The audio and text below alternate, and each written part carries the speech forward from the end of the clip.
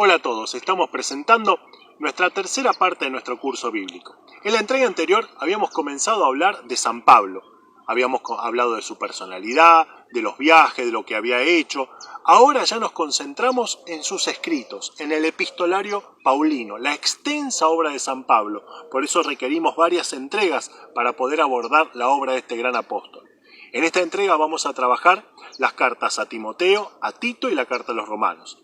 Las cartas a Timoteo y a Tito son más pastorales, la carta a los romanos es más doctrinal. Por lo tanto, les sugiero que vayan leyendo con atención las cartas, apoyado por el subsidio que les estoy enviando, para así poder adentrarnos en la apasionante vida de San Pablo. Buen día para todos. Estamos presentando nuestra tercera entrega de nuestro curso bíblico. En esta entrega vamos a trabajar las cartas de San Pablo, más específicamente las cartas a Timoteo, a Tito y la carta a los romanos. Vamos a comenzar con la carta a Timoteo y Tito. Las dos cartas a Timoteo y Tito se conocen comúnmente como cartas pastorales. Van dirigidas a dos colaboradores del apóstol, que están al frente respectivamente de las comunidades locales de Éfeso y Creta. Su contenido es eminentemente pastoral, pues se prescriben normas y consejos para la buena marcha de aquellas comunidades amenazadas por el influjo de falsos maestros.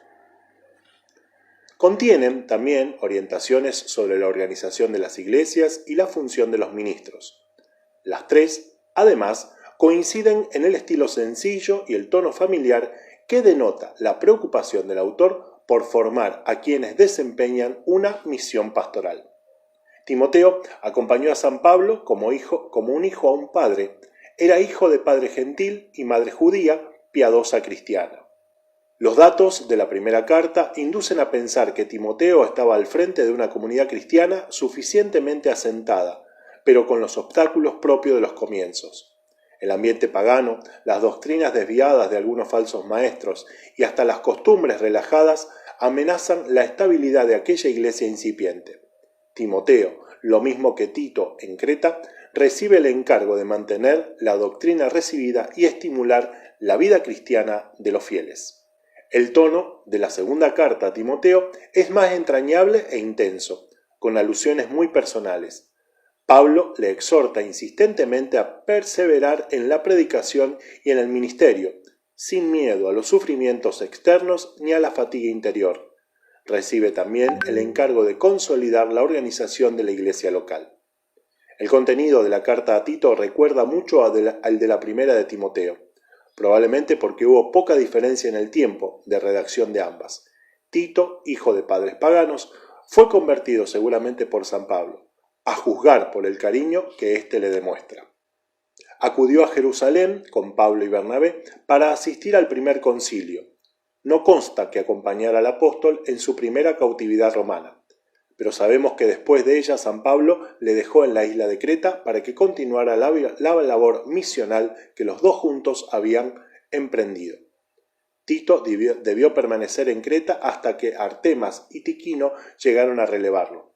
Como a Timoteo, el apóstol encomienda a Tito la tarea de organizar la comunidad de Creta y de defenderla de los errores que algunos comenzaban a difundir.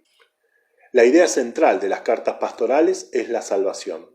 A Dios se le nombra como el Salvador, que con infinito amor quiere que todos los hombres se salven y lleguen al conocimiento de la verdad. La Iglesia prolonga y actualiza la acción salvadora de Cristo, puesto que es el pueblo rescatado de la iniquidad y purificado con su sacrificio.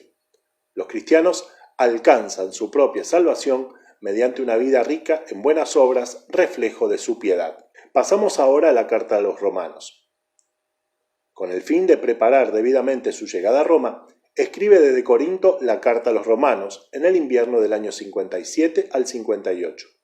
Este escrito, el más largo de todo el epistolario paulino, más que una carta es un tratado doctrinal. Ha sido considerado también el más importante.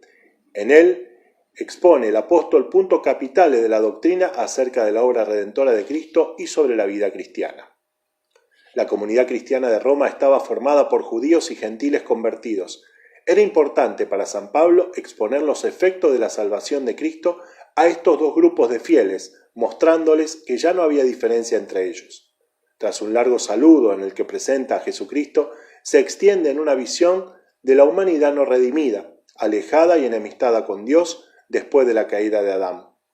Al contemplar la degradación moral de los gentiles y los pecados semejantes de los judíos, manifiesta la absoluta necesidad de la redención de Cristo para alcanzar el perdón y la gracia de Dios. En San Pablo, los conceptos del pecado, la muerte, la carne y la ley son imprescindibles para entender lo que sigue en la carta. El hombre irredento, sometido a estas cuatro fuerzas, solo podría librarse de ellas por la obra de la redención llevada a cabo por Cristo Jesús. La salvación proviene únicamente de Dios a través de Jesucristo, nuestro Señor, y en ella hay que adherirse por la fe, don gratuito de Dios, no efecto de las obras. Pero una vez alcanzada la fe mediante el bautismo que injerta al cristiano en Cristo, los cristianos pueden y deben hacer el bien, con la gracia del Espíritu Santo que habita en ellos y completa la obra de la justificación realizada por Cristo, haciéndoles santos e hijos adoptivos del Padre.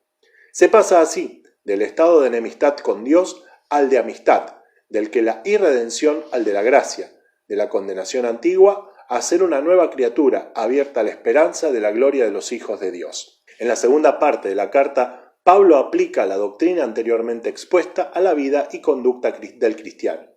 Vienen entonces, como conclusión, las exigencias morales de la fe, de la vida en el Espíritu y de los consejos prácticos para conducirse en medio del mundo, todavía irredento, pero al que hay que llevar la salvación. La carta a los Romanos representa un momento cumbre de la revelación divina que nos lleva a través del apóstol. Para culminar, les propongo las siguientes actividades. 1. ¿Por qué decimos que las cartas a Timoteo y Tito son pastorales? 2. ¿Cuáles son las dificultades que debieron enfrentar Timoteo y Tito en sus comunidades? ¿Hay algo en común con las dificultades que atraviesan nuestras comunidades? 3. ¿Cómo estaba conformada la comunidad cristiana de Roma a la cual va dirigida la carta a los romanos? 4. ¿Cuál es el contenido doctrinal de la carta a los romanos? Espero que sea de su agrado dicho curso y espero que puedan realizar cada una de las actividades. Saben que me pueden consultar si tienen alguna duda a mi número personal. Que Dios nos siga acompañando y bendiciendo. Y de esta manera culminamos nuestra tercera entrega de este curso bíblico. Espero que sea de su agrado y cualquier dificultad o duda para realizar las actividades, saben que pueden consultarme por privado a mi número personal. Que Dios nos siga acompañando y bendiciendo.